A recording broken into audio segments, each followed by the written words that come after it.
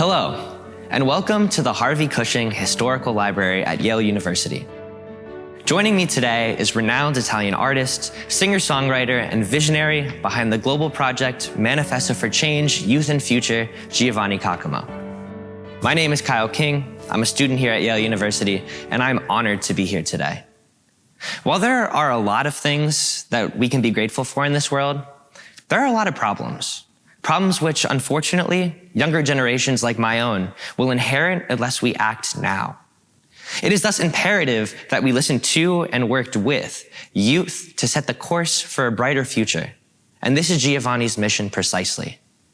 Before we begin, I'd like to thank the Early Childhood Peace Consortium and its youth initiative at the Child Study Center for elevating this important topic just when it feels that peace and humanity are becoming increasingly hard to find in this world. Now, a little bit about my guest. Giovanni Caccamo, artist and award-winning singer-songwriter, was discovered in 2012 by legendary Italian artists Franco Battiato and Caterina Caselli. He has collaborated with Willem Dafoe, Andrea Bocelli, Patti Smith, Lang Lang, Anthony and the Johnsons, Franco Battiato, Elisa, and many, many others. Importantly, he is the creator of the Manifesto for Change, Youth and Future, a book project that collects the stories, hopes, and perspectives of youth from around the globe about creating a new humanism for a better and evolving future. Giovanni, thank you so much for being with us today. Hi, thank you so much. To you, Kylie, of course. I appreciate it. So I guess the first thing I wanted to ask you was just very general. Could you tell us a little about yourself and your passion for music and the arts? Of course. I was born in Sicily, in Modica, in the very south of Italy. And I think that one of my key words in my life is death, because I lost my father to cancer when I was 10. And he was very devout to Our Lady of Fatima. He had a statuette in his room of Our Lady of Fatima, and he used to pray every day for her. Some weeks before he died, some nuns came to my house and told my mother, the suffering of your husband is a gift to your family. And for many years, these sentences destroyed me, because I thought how the death of a young father can be a gift to his family. Understandable.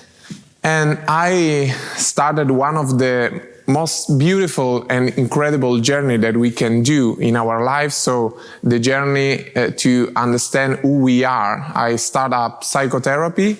And of course, it's a journey that you start in one point of your life, but never ends till the end of your days. Mm-hmm. But I found an answer to an interpretation to these words from these nuns in a book of Tiziano Terzani that is called Un altro giro di giostra, in which this very famous journalist at the top of his career discovered to had cancer and said that the years of illness was the best years of his life. And I thought, okay, another fool here.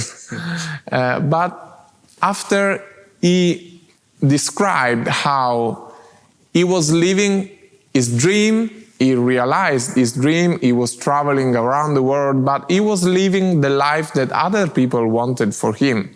Yeah. He was doing what other people wanted for him. And so illness became an excuse to start doing only what he really wanted. Yeah. To love only people that he wanted to love.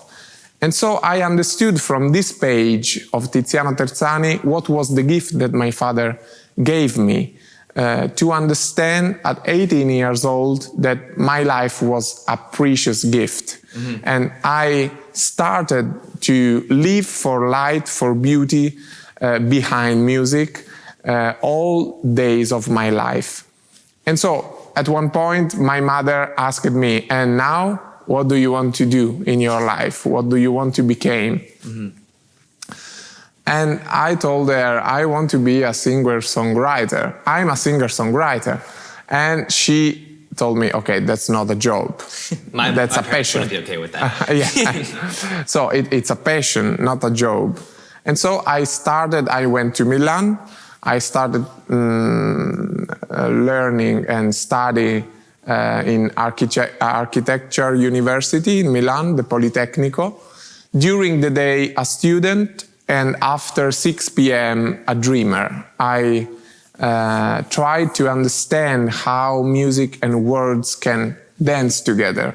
Mm-hmm. And you know, my grandfather is a farmer, my mother is a teacher. So when I arrived to Milan, I didn't know anybody that from the music business to help me to realize my dream. And so the only thing that I could do was to transform myself in a gentleman stalker. And for 38 times in 4 years, I stayed for hours down some offices of managers, producers, music labels to wait for some people that could hear my music. Mm-hmm. And I gave my first album, several times to these men and women, but nobody called me the first year. And so I thought, okay, maybe they listened to my music, but my music is not enough. Yeah. And so I crashed this first album and I wrote another. But the second year, nobody called me. And so I thought, okay, maybe also this album is not good. So I crashed it and I restart writing a third one. Mm-hmm. And after 4 years of this, I understood that maybe my mother was right. And I came back to Sicily and I said, okay, Mom, I will be an architect with the passion for music. And a very friend of mine, a few days later, told me, you cannot stop now. You know, Franco Battiato, that is a very, very important songwriter, like a guru, no, for us in Italian culture, a philosopher, rented an house in Donna Lucata that is very near my little city, Modica. Mm-hmm. And I decided to stay behind some bushes for hours, the 9th August of 2012, waiting for him. My mother was very angry. What are you doing?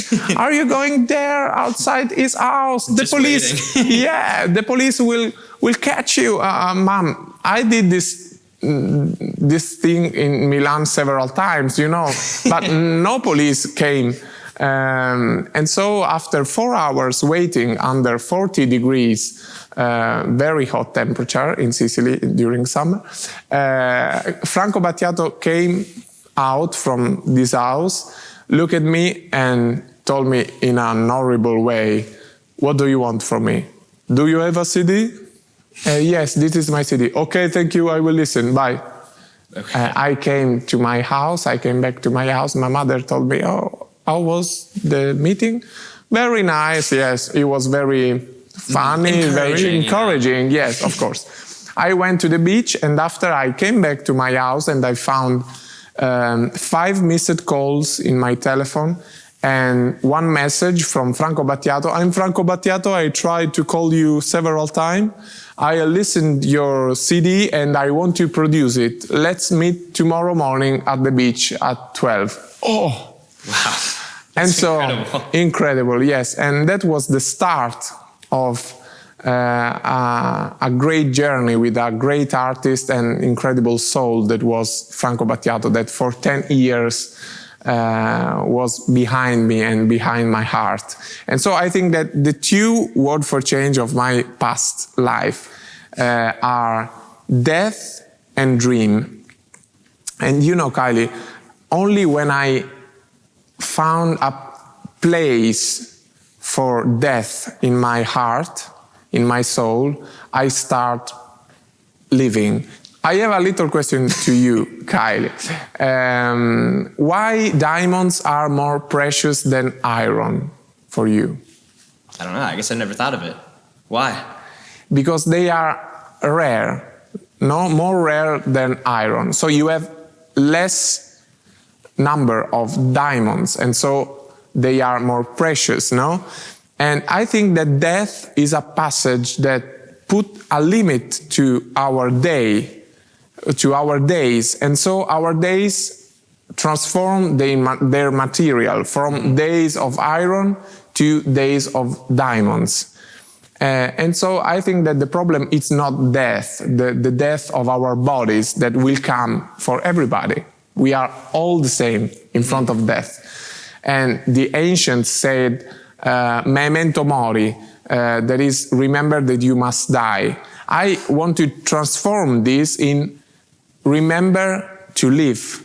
We have to ask ourselves each day of our life, am I really feel alive? Yeah. And so... Yeah, I mean, there's a lot of things that are really interesting about that answer. First, I'm astonished at your passion and perseverance to get that music in front of people and do exactly what you wanted to do in this life. And I think it makes a lot of sense that if you think about each day as this precious resource like a diamond, that you want to make everything out of each day as you possibly can. It's really, really inspiring. I'm glad you shared everything. Thank you so much. I guess I kind of wanted to ask about your last album, Parola, if you would be willing to tell us a little bit about it. Of course. My last album was a different album between the first three albums, because it was an answer to a mission that Andrea Camilleri, that is a very famous writer, Italian writer, asked to young generation. He said, I'm very scared about the future, but I'm sure that young generations will save the world and will start a new humanism. And he told us to start this new humanism from the value of words. And so I thought, okay, we, young people, we have to save the world? What do you mean? But I tried to answer to this question, and I create Parola, that in Italian means word.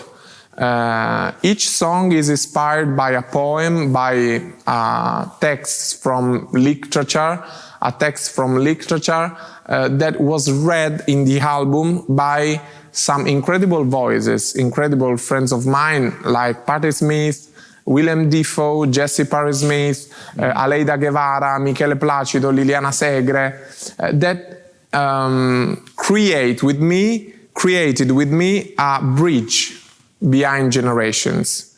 Mm-hmm. So I think that we young people have to restart a dialogue with masters to create something special. So have the perception of our roots to create a new spring over our heads. Mm-hmm. And those roots have to combine kind of intergenerational collaboration, working with the masters that have come before us. Of course. Yeah, and I guess like one thing that's interesting about that is you transitioned from doing strictly music to then kind of wanting to expand beyond the stage and talk to youth and pursue advocacy. So what made you want to make that transition and incorporate it into your music?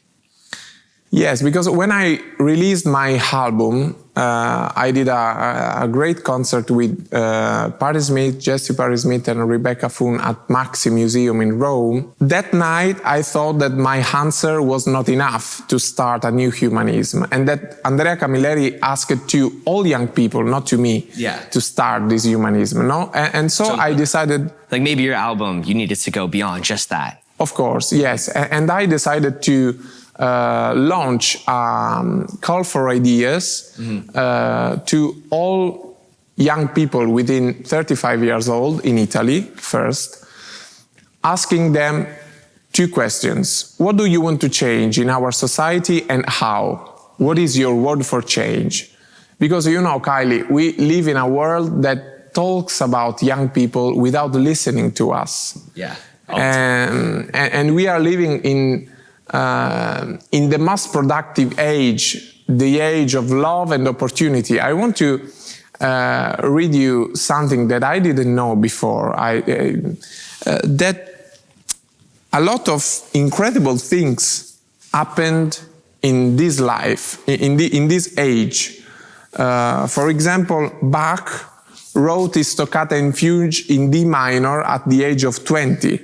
Michelangelo sculpted the Pietà at 23 and began painting the vault of the Sistine Chapel at 33. Joan of Arc successfully led the French army to free the city of Orleans at only 17. James Watt at 20 developed the first steam engine. And at 24, Michael Jackson released Thriller, today the best-selling album of all time. Steve Jobs founded Apple at 21. Malala at only 17 said, "A child, a teacher, a book and a pen can save the world." And she became the youngest Nobel Peace Prize winner, thanks to her enduring battles for the right to education. Marie Curie at 34 isolated the weight of a radium atom, a revolution in the history of science. Lewis Carroll at 33 wrote Alice's Adventures in Wonderland, and Walt Disney invented Mickey Mouse at 27. So these are like clearly very important and productive years. Yeah, so it's our time. Yeah. You know, we have to carpe diem. and so in Italy, we created this Manifesto del Cambiamento, that is the Italian version of the project. And now we decided to open this call for ideas from Italy to all the young people from the world, to all religions, backgrounds, gender identity, and social classes, to build together our Manifesto for Change, a global book that will collect the stories, the longings, and the outlooks of the new generations. We hope recreating a new humanism and marking the course of a possible future. Because I think that the way you live, the way you vote, the way you perceive the world, the way you give a voice to the voiceless, the way you reach out to the most vulnerable people has an impact on everything around you. So only with the perception of our power, little but very big, to create a big choir of lights, we can change something. And so you kind of heard this call for a new humanism and heard it kind of said that we should do this through words at first, and then you extended this call to people in Italy, and now you're extending it worldwide, and that's this Manifesto for Change project, if I understand it correctly? Exactly, yes. And of course, you are in our project, and what I'm asking to all young people to write a text, to go to the website, of course, official website, that is www.manifestoforchange.org, and download the PDF with the instructions, in which you can find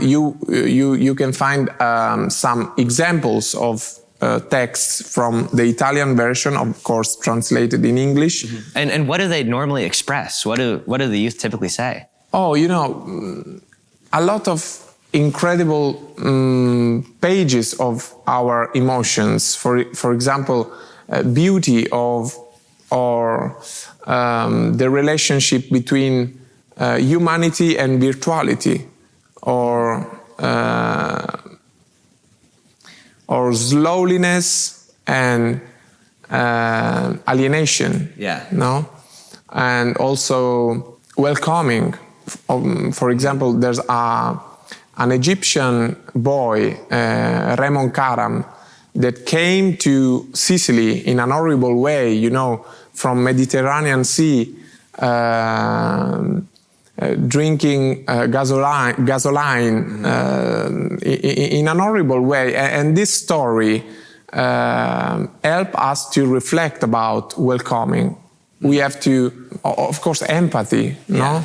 And what it means to be welcome to a new country. And yes, yeah, yes, and understand that each one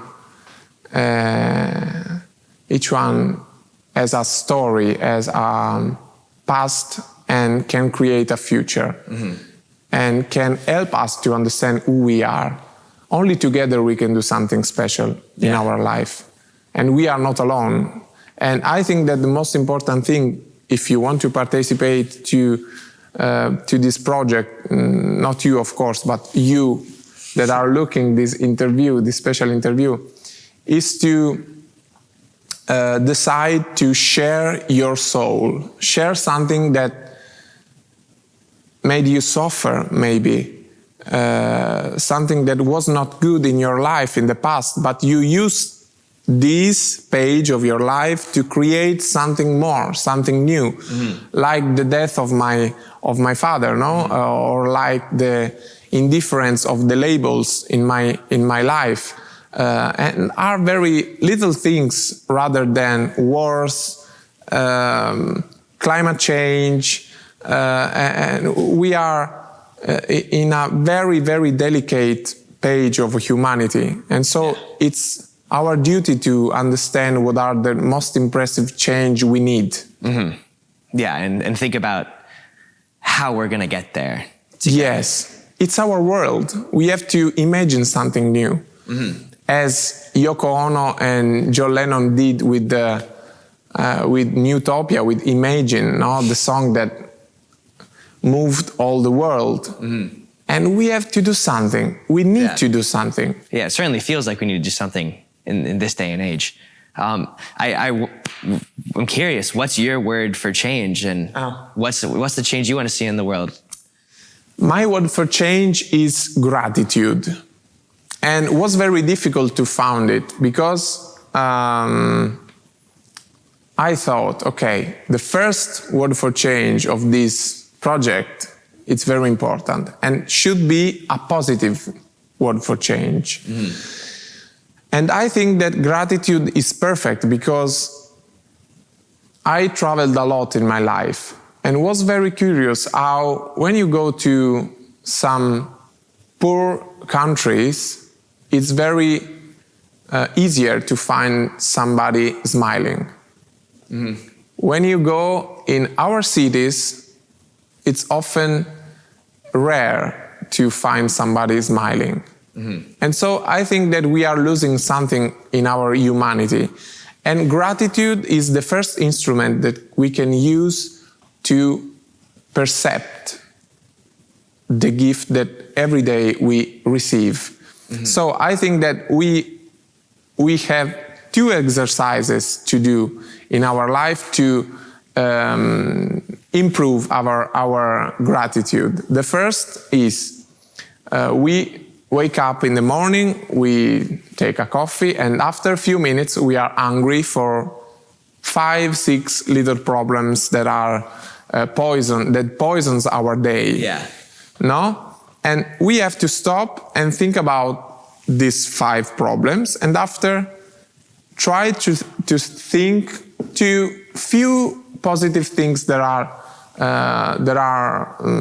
in a right way in this day. You know, pandemic suddenly turned off one of the the green button of our life, the button of freedom that we have ignored until then, and we start to desire, to dream, to go out and to hug some friends. That was something that before was obvious. Well, you didn't think about it. And I thought, why I didn't. Wasn't I grateful for this when I had it? Yes, and so we can start.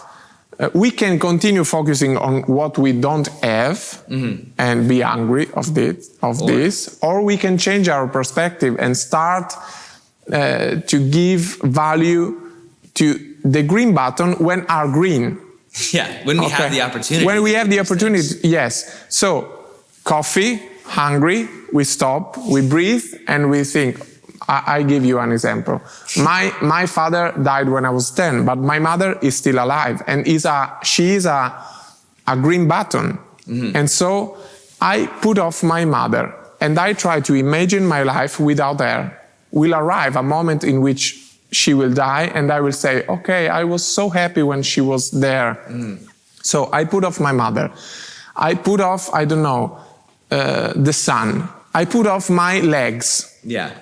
And after a few minutes of this exercise, you will suffer about this. And when you can you can push the reset button and all the buttons. Everything comes back. Yeah, you will understand that your day is great. And so you have only to say thank you and go over. Yeah.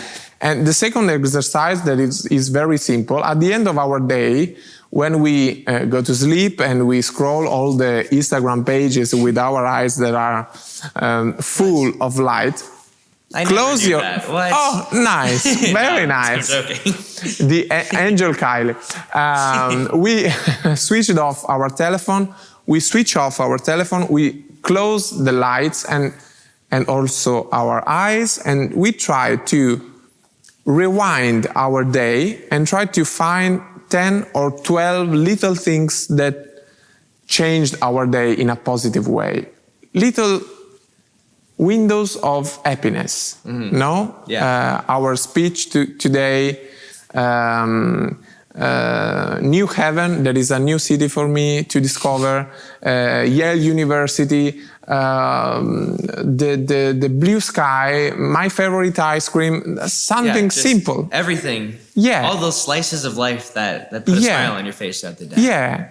The smile of a passerby, and try to go to sleep with these images, and the director of our dream will put in our mind a great film, a positive film. And so I hope that in your life there will be some more gratitude. Yeah, I certainly think I should incorporate those. Because there's certainly times in my life where I'll wake up and I'll have assignments to do and I'll get super stressed and then I'll get all bummed out and angry, like you said, about all the stuff that I have to do that day. And I probably don't take enough time to think about all the things that I do have and the blue sky and, you know, a library like this to study in.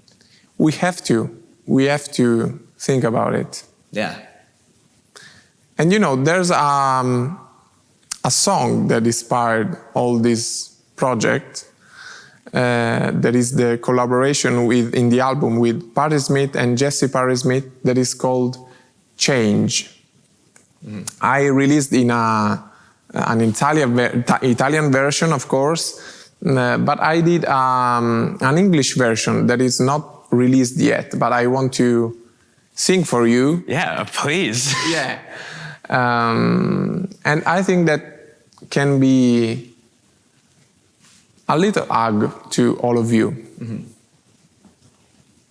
A drop into the ocean, breath upon the wind, the beauty of the silence, a chance to breathe it in. Freedom feels alive and full of hope for tomorrow.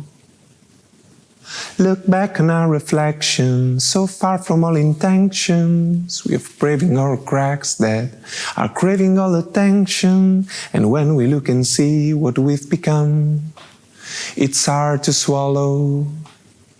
All the excuses, all the reasons for the hunger. We're just trying to resist from going under. But there's still a chance for us to turn the page, to make a change. All humanity faces an interior reflection. Reawake our hope and be the drop in the ocean. Find the deep in the shallows, breaking through like an arrow. If we do, they will follow. Everyone has the mission to reawaken this fighting. For whatever we build and believe in, we got the chance in our hands to lead the way. The power to wound, the power to heal, the power to feel, the power to change. That was beautiful. And I really like what you said about, you know, sometimes, especially as a younger person, it feels like the world is pressing down on you and you feel like you might be going under, like you said in the song. But it's nice to think about the other side of that song where there's hope, and together we can, we can both be drops in the ocean and make a change.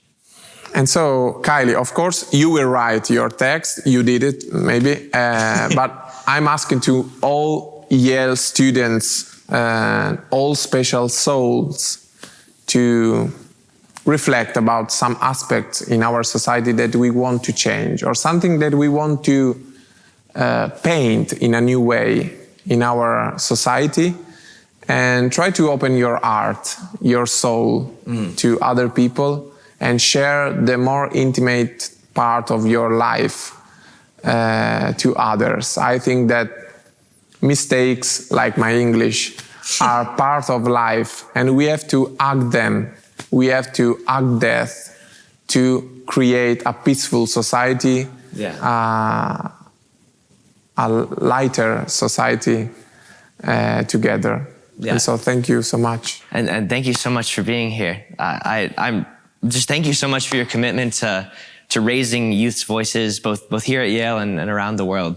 I like to think that the younger generations are going to be tomorrow's leaders, and they definitely need a chance to have a say in what tomorrow looks like if they're going to be the leaders.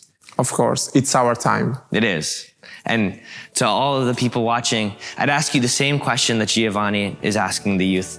What do you want to see change in society in which you live, and how do you want to see that change happen? Your answer is not just important in these times, but it's necessary. You can learn more about Giovanni and how you can participate in the Manifesto for Change at manifestoforchange.org. Your voice matters.